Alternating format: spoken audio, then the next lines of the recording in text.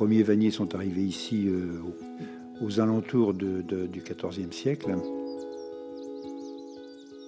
Le Val-de-Loire et la Touraine en particulier sont des terroirs qui sont très très propices à la culture de l'osier, qui donnent des osiers de très très bonne qualité, extrêmement résistants. La coopérative, c'est probablement la toute première coopérative à avoir été créée en France, donc 1849. C'est le plus grand regroupement de vanniers en Europe occidentale.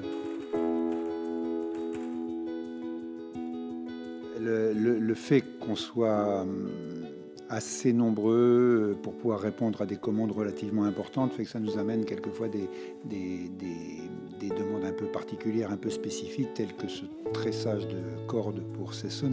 C'est venu en deux étapes, puisqu'on a d'abord fait un travail de vannerie en rotin pour une boutique sur Paris, et que il semble que ça ait bien plu, et que donc on nous a demandé d'aller un petit peu plus loin dans une autre catégorie qui est le tressage de cordes sur des structures métal.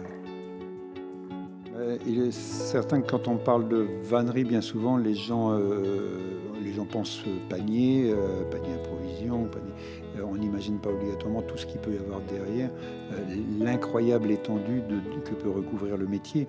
Bon, moi, ça fait 40 ans que je fais de la vannerie, je découvre encore des trucs tous les jours.